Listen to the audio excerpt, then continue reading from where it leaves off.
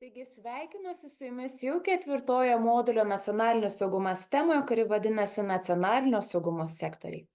Kaip ir kiekvienos paskaitos pradžioje, kviečiu jūs pabandyti savo atsakyti į tris klausimus, kurių pirmasis, kaip manote, kokie nacionalinio saugumo sektoriai egzistuoja. Ir jeigu jie egzistuoja, kaip manote, ar yra pagrindiniai ir papildomi atskiri sektoriai? Ir jeigu reikėtų išskirti vieną svarbiausią sektorių, koks jis būtų? Jeigu pabandėte atsakyti į šios klausimus, pereikime prie pagrindinių struktūrinių dalių.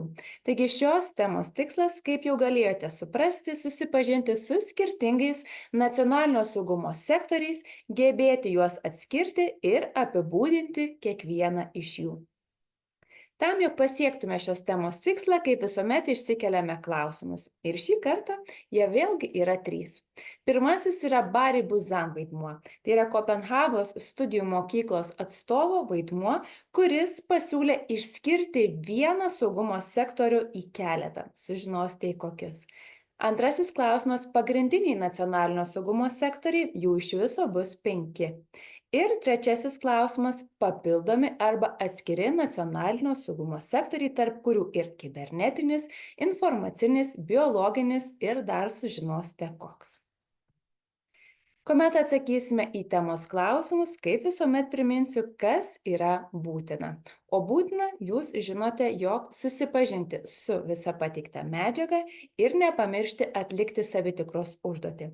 Ir šį kartą savitikros užduotis vadinasi numeris 4 nacionalinio saugumo sektoriai.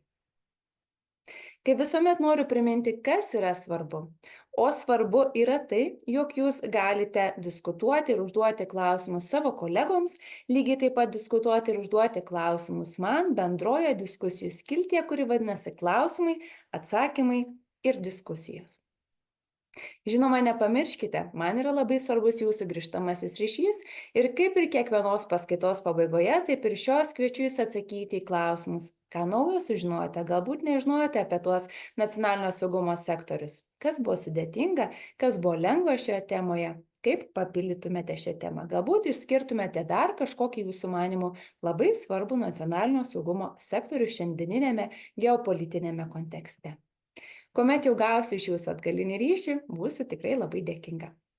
Taigi, ketvirtoji tema – nacionalinio saugumo sektoriai ir net neabejoju, jog susipažinę su šia tema gebėsite įvardinti skirtingus nacionalinio saugumo sektorius, papasakoti apie Barry Buzan sektorių išskirimo idėją, būtent iš karinio sektoriaus, atskirti pagrindinius ir papildomus arba kitaip atskirus sektorius, apibūdinti kiekvieną iš šių sektorių ir pagrįsti kiekvieno iš šio sektorių svarbą. Taip pat šių paskaitų metu jūs susipažinsite šiek tiek dar detaliau su kibernetinio saugumo sektoriumi, kuris šiandieną išties yra labai svarbus. Kągi, linkiu turiningo laiko ir įdomios paskaitos. Sėkmės!